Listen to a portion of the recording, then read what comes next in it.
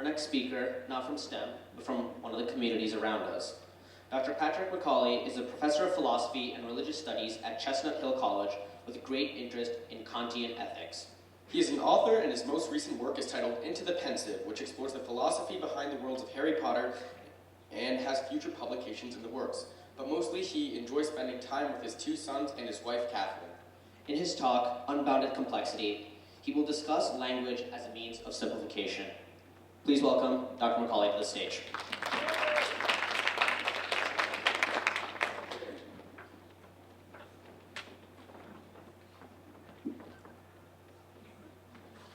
God, it's cold and raining. Hey, Professor, nice to see ya. Is it wet out there? Shut up. Can I get some fries? Yeah, I have them ready for you. Can you pass the salt? Sure, Professor. Here you go. I love language.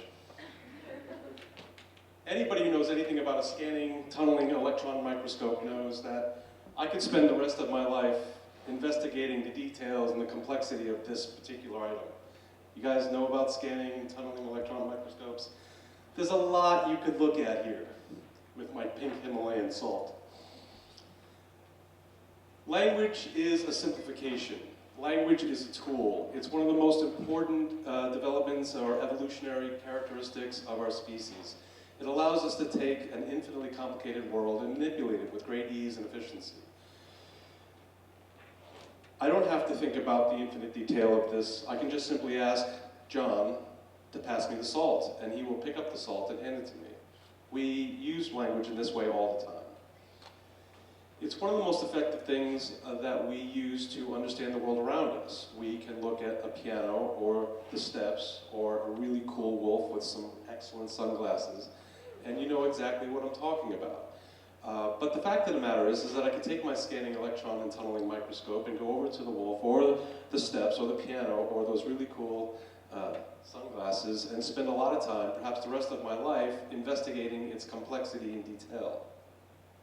But for regular life, I don't have to do that.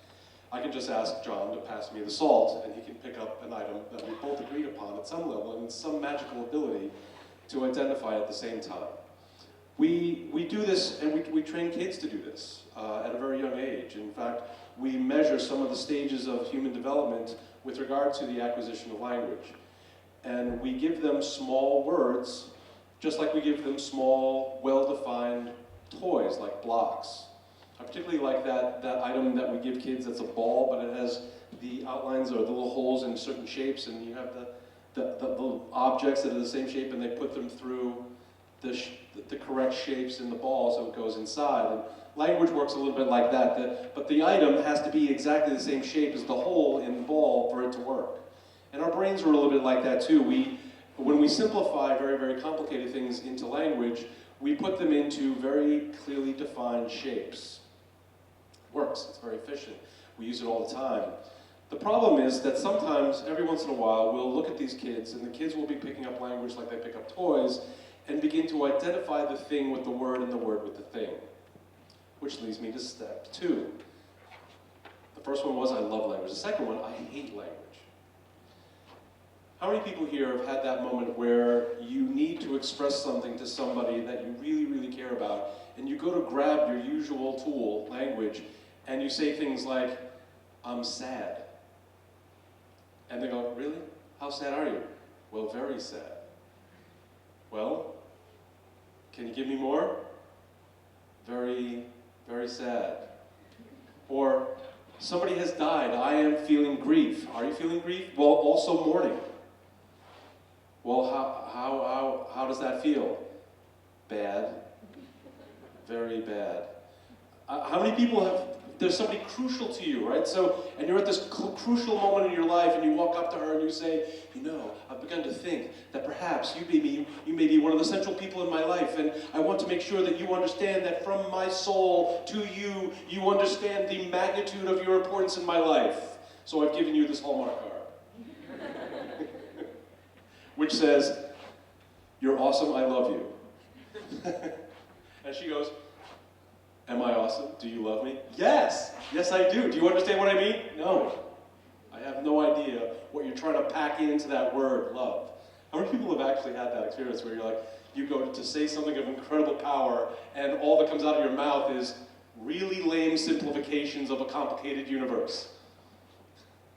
How many people are like, yeah, my life hinges on those moments?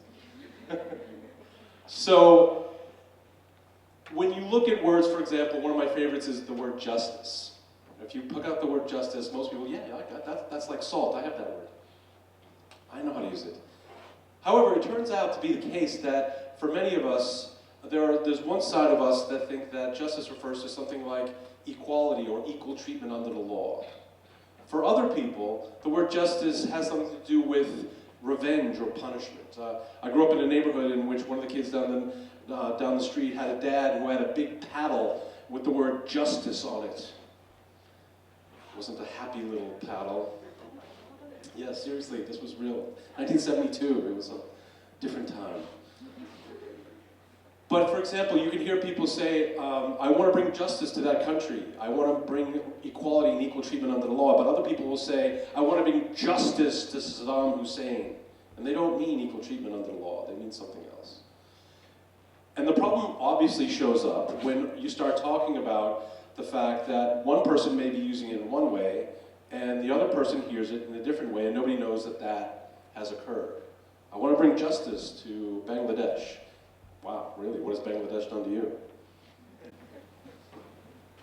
So, the issue though, the problem is, or the challenge for us, is that we all learn language as kids, and we're all picking it up the same way we pick up things like blocks, or that little ball with the shape holes in it. And we begin to use language with its efficiency and with its ease of operation, and we start talking about, will you pass me the salt? And the salt thing works. I get the salt passed to me, and all of a sudden I'm putting it on my French fries and things are looking good. But the problem is when I start to try to use that same tool, that same evolutionary adaptation to apply to something that's far more complicated and ought not be simplified into an estimation. Because most language is simplification or estimation for practical, efficient use. And so this kid who's learning how to pass the salt, or to put on his shoes, or to find a nice dress, is then trying to figure out things like how to use this efficient tool of simplification to express emotion, or to express meaning, or to express identity. And so because we're so used to using this efficient tool, we don't have a tendency to notice when it starts to fall apart, like when you're trying to express something like emotion, or grief, or power, or joy, or justice. And then, what occurs is that we have a tendency to take this tool and treat it almost as second nature. So, as a child, you can see a toddler, we call them toddlers because they are learning to walk and it's a complicated thing. When I tore my hamstring, I had to relearn how to walk, which was funny for everyone else to watch. Okay, bend it, bend this down. How much does the knee bend? If anyone's actually injured their dominant hand and had to start going with their non-dominant hand, you have some idea of what it means to begin to try to use something that you're not used to. But when you habituate something, when you get into the habit, it becomes second nature. It also becomes a semi-conscious, maybe even unconscious. You start to use a tool without recognizing that you're using a tool. And with regard to language, you're using a tool for efficiency, but it is a tool for efficiency that includes, that involves, that uses simplification, estimation. Taking something complicated and making it simple enough to refer to quickly. Would you pass the salt? I like my salt shaker. Pink Himalayan. You can probably begin to pick up what the issue then becomes, is that I can start to identify people in the same way I identify salt shakers. And what occurs, often, is some form of prejudice. That is, judging before you have all the information. So one of the things that we've discovered is that if I personally come across a person who looks different than what I expect, maybe not a person that looks like me, many of us will stop identifying the details of her face. All I see is that she's different, of a different culture or a different ethnicity from me, and my brain, without my noticing, may stop looking at the details of her face. How many people here have heard somebody say, oh, those people, they all look the same to me? How many people have heard that? Well, that's not because they all look the same. It's because your brain stopped looking at the details and only looks at the ethnicity-ishness of them. They're the them, right? And so all of a sudden, your brain doesn't see the details. It only sees, listen, ready? The simplification. All it sees is the simplification. And you're not even consciously aware that this occurs. So, I'm trying to see. I can't see the timing back there. So one of the things that has to happen here is that you start to open yourself up to the infinite complexity of a world that's infinitely complex. With language, with the simplification of language, with the estimation embedded in language, you can manipulate the world. Please pass me the salt. Okay, here's the salt. Right? Please, would you help me build a house? Yes, I can help you build a house. Right? So you can use language and its power to simplify to make efficient communication happen, and you can manipulate the world. However, if you want to really talk to somebody, you really can't talk to a simplification or an estimation. I have to allow the person before me to stop being a simplification or an estimation and emerge before me, allow my brain to see a person of infinite complexity. I have to allow them to be what I don't expect. If I don't, all I'll see is whatever estimation I came with. I will treat them like a salt shaker. However, and this is very, very important, when I look at a person and I see them as a mere estimation, I am imposing my judgment on them. I am imposing my estimation, my simplification on them. I am manipulating the world. This is not a problem when I'm picking up a salt shaker. A salt shaker is not waiting for me to see their infinite scanning, tunneling, electron microscope complexity. It doesn't care that I don't see its infinite details. It's not sitting at home going, you know, just someday, maybe, someone will see my true complexity. Because it's just salt. Maybe it is, I don't know. I assume not. But a person, another person, always is aware of their own infinite complexity, their own unbounded complexity. And I can either see them as a salt shaker, or I can see them as what I don't expect. You can't talk to a simplification. You can't communicate with a simplification or an estimation.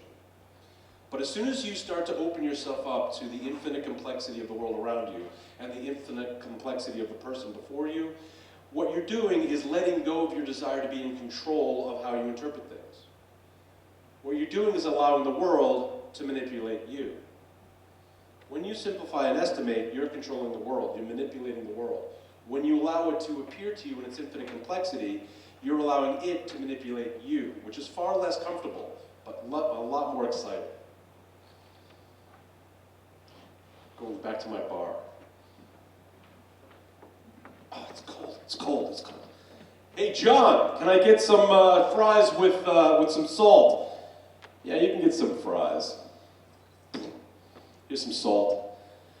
You look really wet there, Professor. I am wet, John. I'm wet and sad. Yeah, what, you couldn't get a good parking spot out there in the rain? Yes, John. I couldn't get a good parking spot because this parking lot is as dumb as Donald Trump.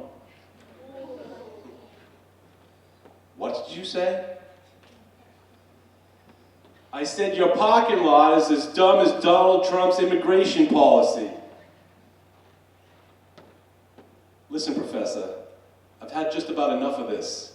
I've spent enough time hearing people like you talk down to people like me about what it is we think and what it is we believe in. So I'd prefer it if you would take your fries and your salt shaker outside back into the rain, because I've had about enough of this, Professor.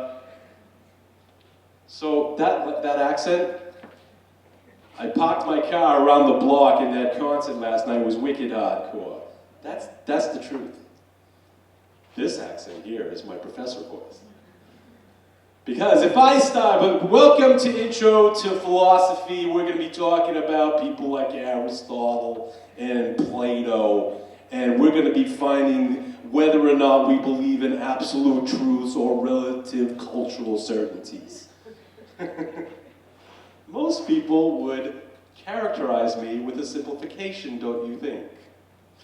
I paid a lot of money for this. The fact of the matter is, if those two people are going to communicate, they have to get out of their habitual tendency to see each other as simplification estimations. I have to sit down at that bar with that shaker of salt and my fries and go, hey John, do you have some insight on Trump's policy on immigration? I'd love to hear it. Human beings are of infinite complexity, and if you don't see it, it's a failure of your own imagination. There's an old line that goes, if you're bored, you're boring.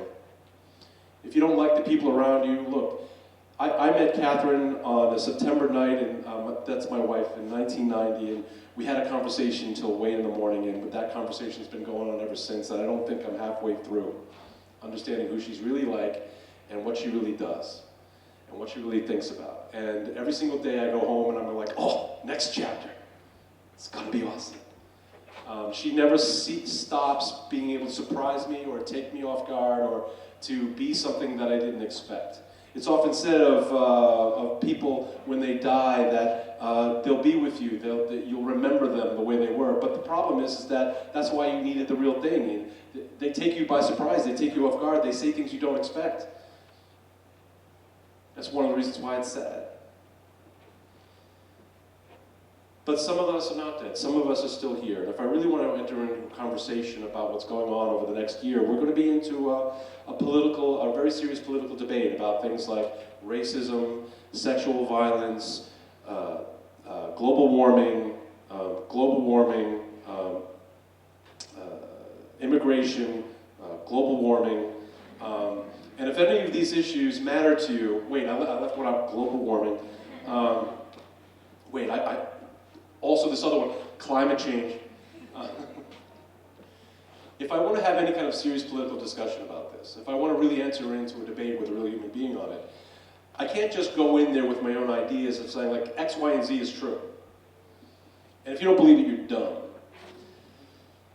I have to be aware of the fact that the person in front of me is as infinitely complex as I am, and any serious communication between us I have to allow myself to open to that. And it's going to change me. That's what infinite complexity does. I teach religious studies, among other things, and one of the things that's central to almost every single one of the world's religions is that the name of God, no matter where you come from, is almost always some reference to that which is beyond understanding and unspeakable.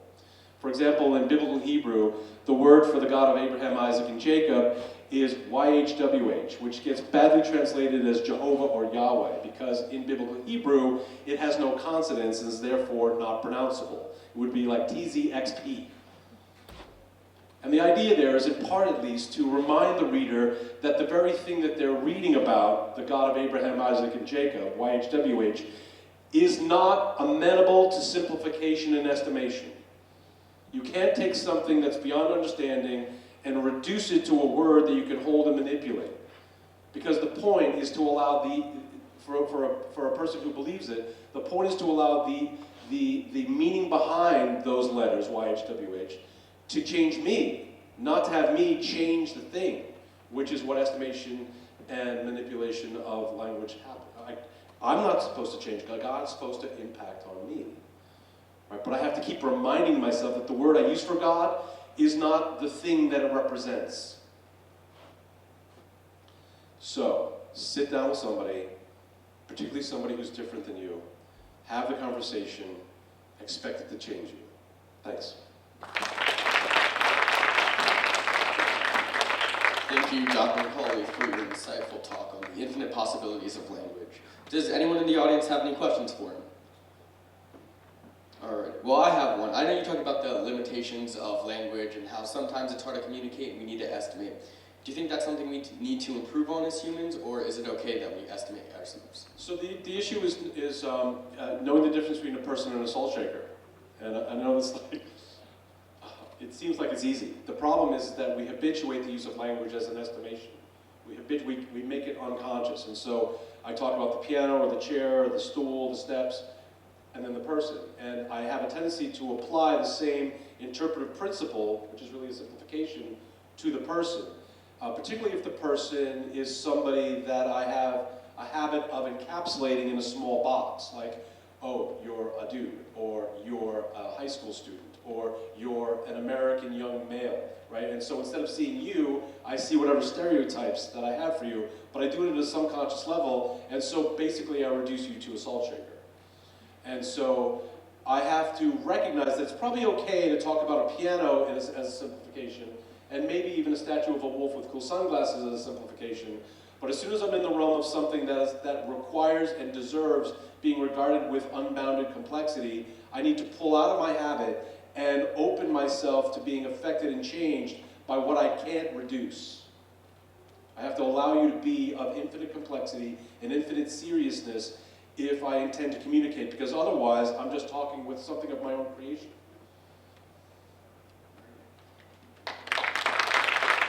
Thank you so much, Dr. McCauley.